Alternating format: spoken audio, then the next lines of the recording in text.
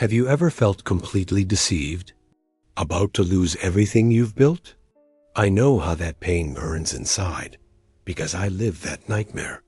I gave a ride to evil disguised as an angel, a woman in white who took me to the bottom of the pit and took everything from me. But what I discovered there in the darkness, the truth behind that fear, is the only thing that can save you from making the same fatal mistake. In this video, I'm going to show you how the worst nightmare of your life can actually be your only salvation. So sit back and relax, because now my descent into hell begins. But first, do this old trucker a favor. Click the subscribe button. I assure you that this is not the only bizarre story that this road hides. What comes next will make your hair stand on end. My name is Robert Anderson, but on the road, the only home I've known for the past 30 years, everyone calls me Big Rob. I'm 52 years old, and more than half my life has been spent here, between the steady roar of a diesel engine and the crushing silence of a country that never sleeps. I know every curve, every pothole, and every forgotten truck stop on every forgotten stretch of Interstate 80 like the back of my calloused hand. I've driven enough to circle the world a few times, and believe me, when you spend that much time alone with your thoughts, you learn to trust your instincts more than anything else. And my instincts that night were screaming. It was a heavy, muggy August night where the air feels too thick to breathe. The sky over Wyoming was thick, a darkness so deep it was as if the universe had turned off its lights. I was in the middle of a long-haul truck hauling machinery parts from Omaha to Salt Lake City, one of those trips you accept because the bills can't wait and your wallet is lighter than it should be. I was tired, my body aching from nearly 16 hours behind the wheel, but not tired enough to ignore what I saw on that desolate curve of I-80. It was so out of place that it took my brain a second to process it. A woman, alone, in the middle of absolute nowhere. And she was dressed in white, a long, simple dress, white as snow from head to toe. She was barefoot on the hot asphalt, her hand raised, asking for a ride. It must have been after midnight, a darkness that only those who drive through the early hours of the morning know. It looked like a scene from a horror movie, the kind of story truckers tell to scare newbies. My first reaction was to floor it. You don't stop. Ever. Not on that stretch, not at that hour. It's asking to be mugged or worse. But something stopped me. A strange force, a voice inside my head that wasn't mine, told me to slow down. I put on my hazard lights, the sound echoing in the empty cabin, and pulled my Peterbilt over to the narrow shoulder. I turned on the interior light so she could see that I wasn't some kind of maniac, and rolled down the window. An inexplicable breeze, both hot and cold at the same time, came in and sent shivers down my spine. "Where are you going?" I asked, my voice hoarser than usual. She smiled, a calm, sweet smile that didn't fit the situation at all. Her face, lit only by the dim lights on my dashboard, looked serene, almost angelic. Her eyes shone in a way I'll never forget. And then she said the following to me, in a soft voice that seemed to calm even the truck's engine. "I'll go with you, son, wherever you go." She called me son. And at that moment, against all common sense, against 30 years of rules of the road, I, who have always been the most suspicious guy in the world, felt an uncontrollable urge to open the door. We drove in silence for about 5 minutes, but it felt like an eternity. That smell of flowers, of lily, was everywhere, so strong it was almost suffocating. It wasn't car perfume. It was something else. It was the smell of my grandmother's house on Sundays. I, who am a great talker, couldn't think of a single word to say. I just gripped the steering wheel so tightly, my knuckles were white. She was the one who broke the silence. And that's when the ground disappeared from under my feet. She turned. To me, that calm smile still on her face, and said, "Thanks for the ride, Robert." Ice. It was like someone had injected ice water straight into my heart. I froze. "Robert." She said, "Robert." I hadn't said my name. The radio was off. There was nothing in the cabin with my name on it. Nothing. My throat went dry instantly. How do you know my name?" I stammered, trying not to swerve the truck off the road. She laughed softly, a sound that didn't sound mocking, but rather like someone who knew an old secret. "The road talks, my son. It talks a lot. And those who walk on it for as long as you do end up leaving marks, echoes." The road told me. I didn't understand anything, but the fear began to turn into something different, a deep dread. And she didn't stop there. She looked ahead into the endless darkness and continued in a soft voice. "The road also told me that you've always been like this, haven't you? Helping others, even when your own heart needs help. You carry a hole inside you, Robert, an emptiness that no steering wheel can fill." Each word was a punch in the stomach. How could she know? How did she know about Anna, my ex-wife, who left me because she couldn't stand sleeping alone anymore? How did she know about my son, Leo, who barely recognized me when I showed up at home, a stranger who brought gifts and left right away? I hid this pain from everyone, deep in my chest, but that woman, sitting next to me, was reading my soul, as if it were an open book. "You just keep driving, don't you?" she asked, without waiting for an answer. "You pick up freight, deliver cargo, sleep, eat, and do it all over again. But you're not paying attention to the signs that life gives you.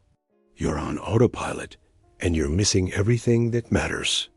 That sermon, delivered in that calm way, hurt more than any fight, because it was the pure truth. I was running away from my own life, hiding behind the engine. I needed to get out of that cabin. I needed light, people, noise. I needed reality. That's when I saw up ahead the bright lights of a truck stop, an island of normality in the middle of that ocean of madness. "Look," I said, my voice shaking, "there's a pilot out front. It's a good place.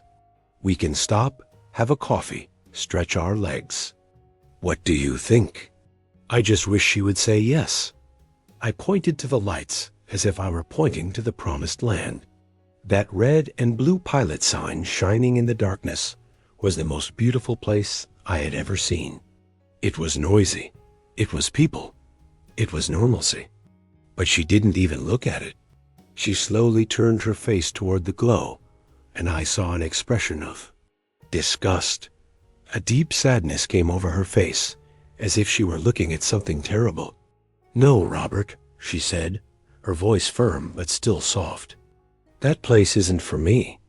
I couldn't understand. "Isn't it for you? But it's the best place in the area. It's bright, it's safe, the coffee is strong." I was about to plead, trying to sell her idea, but she cut me off with a slow shake of her head. She looked back at me, and what she said next sent chills down my spine more than anything she had ever said before. "There's a darkness there, son, a darkness that the eyes can't see." I looked back at the pilot. I saw truckers laughing, drinking soda, a waitress serving pie. It seemed like the furthest thing from darkness that existed. But the way she spoke, with such certainty, made me doubt my own eyes. A shiver ran through my entire body. Who was this woman? What did she see that I couldn't?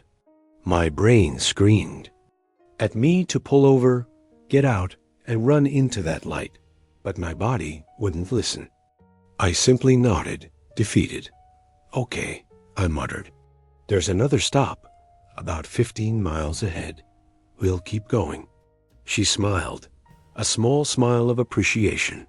"You know how to listen, Robert. That's rare these days." And so I drove right past the island of safety, plunging back into the ocean of darkness of that road. The next 15 miles were the longest of my life. The moon, which had been with us before, disappeared behind heavy clouds, and the world grew even darker. Finally, I saw it. It was an old stop, forgotten by time. The neon sign flashed "Eat" intermittently, and there was only one other rusty old truck in the parking lot. The whole place had an air of abandonment. It was exactly the kind of place I always avoided, but this was where we were. I turned off the engine, and the silence was deafening. "Well, we're here," I said, trying to sound normal. "I'm going to go down and get something to eat. Aren't you coming? Stretch your legs." She didn't move. She kept staring straight ahead into the darkness of the parking lot. "No, thanks. I'd rather stay here." This was so strange. Who travels for hours and doesn't even want to get out of the truck for a while? "Aren't you hungry?" I persisted, and her answer was the last piece of the bizarre puzzle of that night. "I eat other things, Robert. Don't worry about me." I had no more questions. Exhaustion and fear had worn me out. All I wanted was a plate of hot food and a cup of black coffee. I stepped out of the booth, locked the door, and as I walked into the dim light of the diner, I looked back one last time. She was there, a white silhouette sitting in my truck, still as a statue, waiting in the dark. Little did I know that when I returned, neither she nor my truck would be there anymore. I walked into the diner, and the place was exactly as it looked from the outside, old, dusty, and lonely. There was only a grumpy-looking cook behind the counter. I ordered a steak, eggs, and fries, the standard meal for every trucker, and strong black coffee. I ate it quickly, without even tasting the food. My head was racing, trying to process everything that had happened. Who was that woman? How did she know so much about me? What did she mean by darkness that the eyes cannot? See? Each question only left me more confused and scared. I finished my coffee in one gulp, paid, and left. The cold night air hit me like a slap in the face. I was anxious to get back to the cab. Maybe she had already left. Maybe it had all been a strange dream caused by fatigue. But when I got back to the parking lot, she was still there, sitting, the same way, motionless. I opened the truck door, and the smell of Lily was still there, stronger than before. I sat down in my seat, the leather seat feeling cold. I was about to start the engine when she turned to me. In her hand, she held a small glass vial, the kind you see in old movies, with a cork stopper. The glass was dark, and the liquid inside it glistened in the dim light from the dashboard. It was beautiful and terrifying at the same time. She pulled. The cork, and an even sweeter, more intense aroma filled the cabin. "You look tired, Robert," she said, her voice a whisper. "You carry so much weight in this life. The weight of the road, the weight of longing, the weight of guilt. You deserve some peace, some rest." And she held out the vial to me. My brain, the rational part of it, screamed, "Nitrogen monoxide. Don't drink from a stranger in the middle of the night. It's rule number 1. But the rest of me, my tired body, my wounded heart, my exhausted soul, they wanted to believe.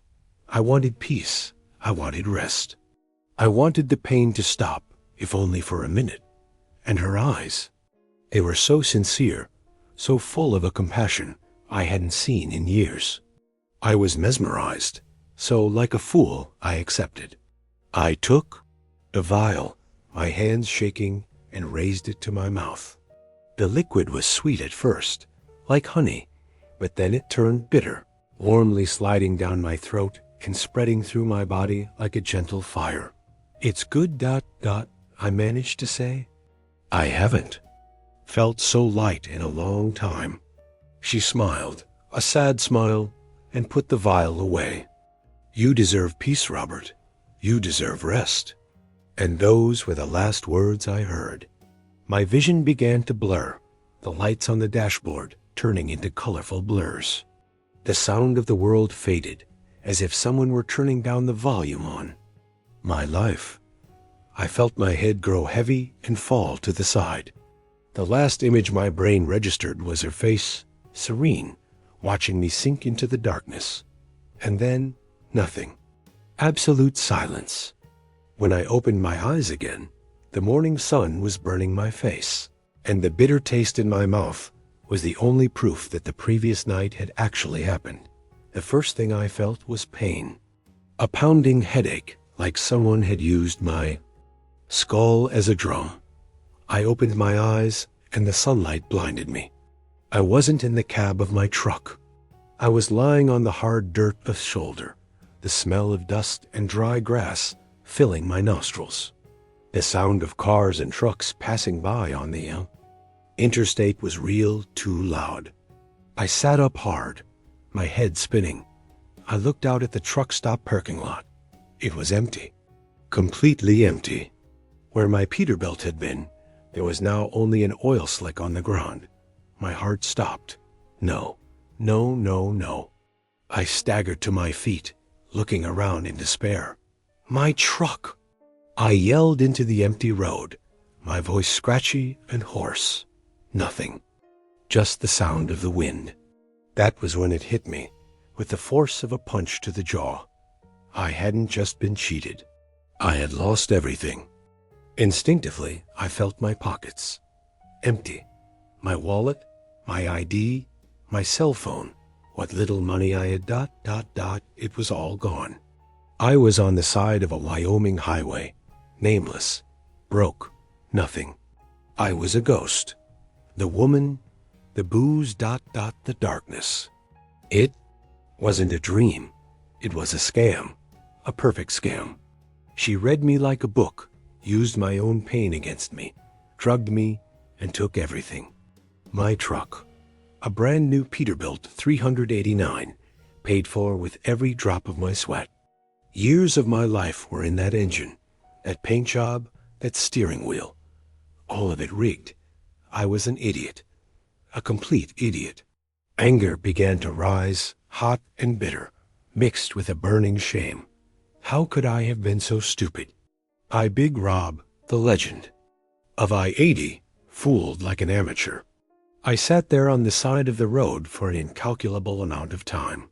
The world was speeding past me, and I was standing there, broken. Finally, a passenger car pulled up. An elderly couple who looked as if they were on their way to visit their grandchildren looked at me with a mixture of fear and pity. "Are you okay?" the man asked.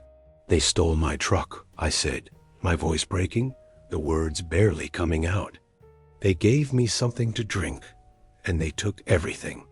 The man, who was thankfully a kind soul, gave me a bottle of water, a packet of cookies, and let me use his cell phone.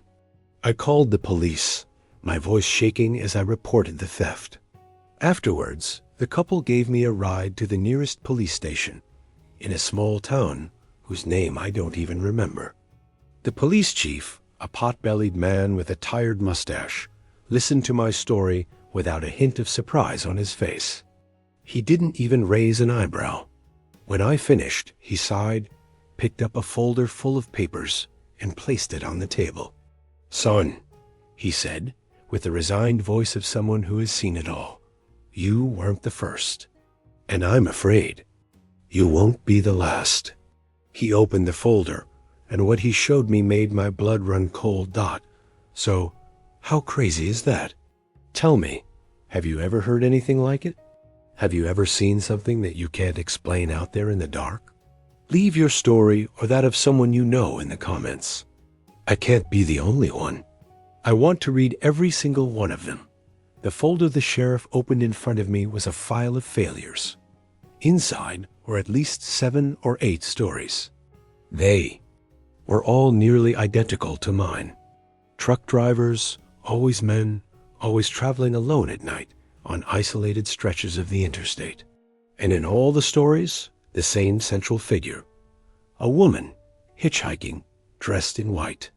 Some described her as young, others as older, but they all agreed on one thing. She had a mesmerizing gaze and a calmness that disarmed anyone. They called her the White Lady of I-80. It's a professional gang, the sheriff explained, without taking his eyes off the papers. They're like ghosts. The woman is the bait. She chooses the target, gains their trust, drugs the driver with some kind of powerful sleeping pill. Then her accomplices show up, probably with a tow truck, and take the vehicle. When we find the trucks, if we find them at all, they're already in a warehouse in the middle of nowhere, dismantled, with the cargo sold and the parts scattered all over the country. It's a clean, quick, and cruel operation. And the woman? I asked, anger growing inside me. You don't do anything to catch this woman? The police chief laughed, a short and joyless laugh. Do what, son? She doesn't have fingerprints. She doesn't have a security camera record. She doesn't have a toll pass. It's as if she only exists in the driver's accounts. To the law, she's a ghost. We have nothing against her, except your stories. I left that police station feeling lost and aimless. My driver's license, my documents, my life. Everything was in that truck. I was trapped in that small town for days, sleeping in a church shelter, eating whatever they gave me. It was there, among other broken men, that the story got even stranger. I started talking to other truckers who passed by, and when I told my story, some looked at me with pity, but others, ... Others had a look of recognition. One of them, a guy from Texas named Javier, took me aside. His voice was low, as if he was afraid of being overheard. Man, I picked up this woman, he said. The same one, all in white, near Cheyenne. But with me, it was different. I leaned in, my heart pounding. Different how? I asked. I can't explain it, he continued, looking. Around, we were talking. And suddenly, I smelled a strong smell of candles, like in a church. I looked to the side, and she was gone. She had simply disappeared. The truck was moving, the door locked. She had disappeared. She didn't take anything. She only left behind her smell and a fear I had never felt in my life. I thought he was making it up, or that the loneliness of the road had messed with his head. But then, another driver, a man in his 70s, heard our conversation and approached. He didn't seem surprised. He looked at me with wise eyes, as if he had seen everything in this life. He put his hand on my shoulder and said something that completely changed the way I saw the whole thing. Something that haunts me to this day. The old trucker looked me straight in the eye, his hand still heavy on my shoulder. The noise from the shelter's cafeteria seemed to fade away. It was just me and him. Son, he began, his voice deep and filled with frightening certainty. This one you caught. This is no ordinary woman, and she's not just a thief. I stood there, unsure of what to say. What do you mean? She wasn't a thief. She had taken everything I owned. What do you mean by that? I asked, my voice athread. I'm here, with nothing because of her. The old man shook his head slowly, as if explaining an ancient and complicated truth to a child. I've heard stories about this lady in white for over 40 years. She's not new. She's part of the road. And she doesn't act by chance. She chooses. The word chooses echoed in my head. It was as if a switch had been flipped, connecting all the loose ends of that bizarre night. The way she knew my name, the way she knew my pain, the refusal to stop at the lighted gas station. She chooses, the old man continued, and what happens next ... it depends. It depends on what the person's soul needs at that moment. I stared at him, confused. Does she? Did I need to lose my truck? Did I need to be left with nothing? Maybe, he answered without hesitation. For some, she just gives them a scare, like your friend Javier, a warning to pay more attention to life. For others, like you, she takes everything. She throws you into the deep end. She breaks you into 1,000 pieces. He paused, letting the words sink in. She does it to force you to rebuild yourself, to force you to look at what really matters. She didn't just steal your truck, son. She stole your arrogance. She stole your distraction. She gave you a terrible gift, the chance to start over from scratch, but this time the right way. Those words hit me with the force of a collision. The idea was so absurd, so crazy, that it should have been easy to dismiss. But deep down in my heart, it made terrible sense. Was it a divine ordeal? A cosmic lesson? Or just the ramblings of a superstitious old man? I didn't know. But from that moment on, the lady in white stopped being just a criminal to me. She became an obsession, a personal mystery that I needed to understand. I spent the next few weeks picking up the pieces. I got a real job, carrying sacks at a freight terminal, a back-breaking job that gave me enough to eat.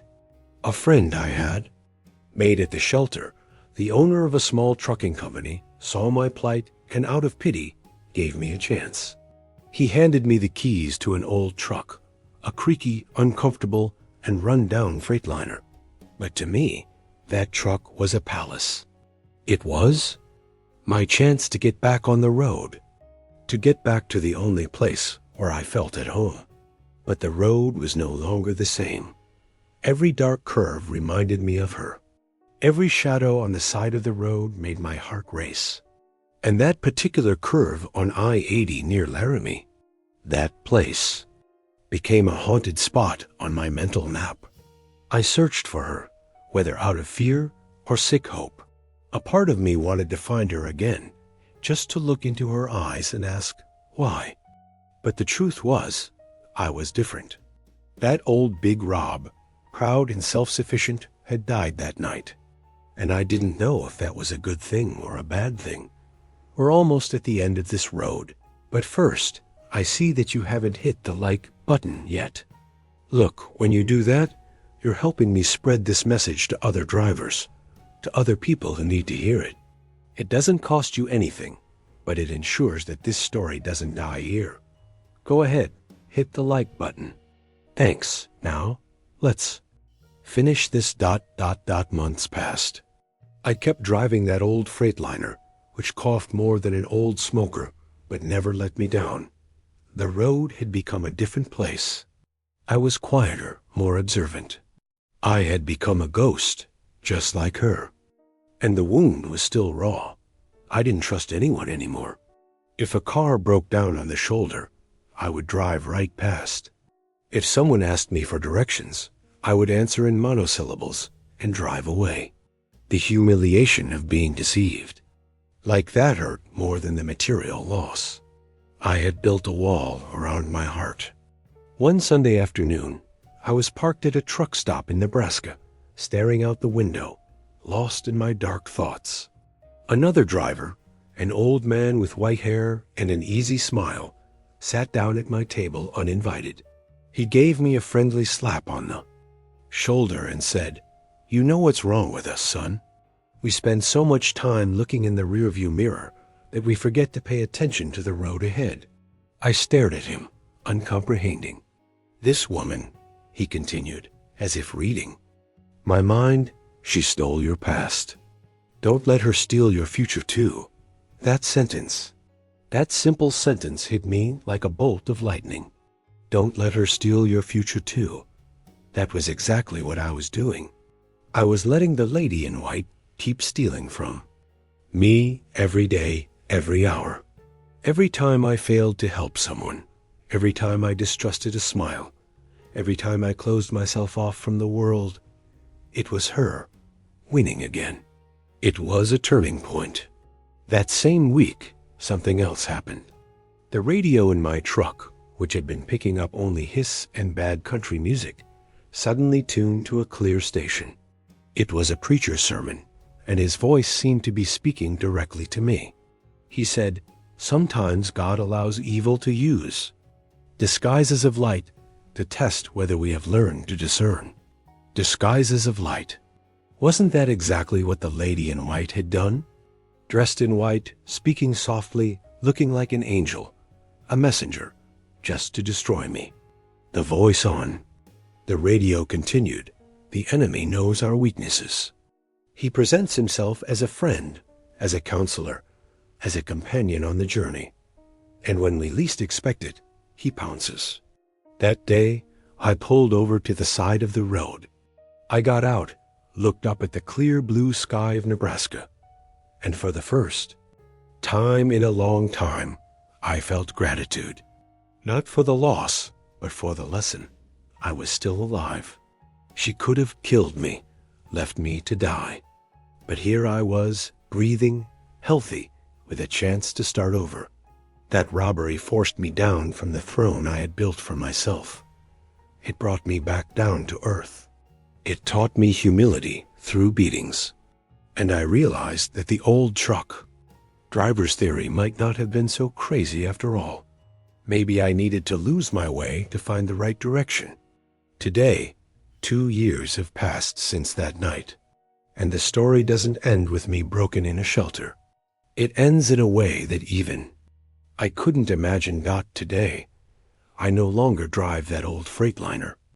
After a lot of hard work, saving every penny, I was able to put a down payment on a new truck. It's not as fancy as the one I lost, but it's mine. It's honest. And you know what's crazy? That time I spent at rock bottom, being forced. To live with little taught me to value what really matters.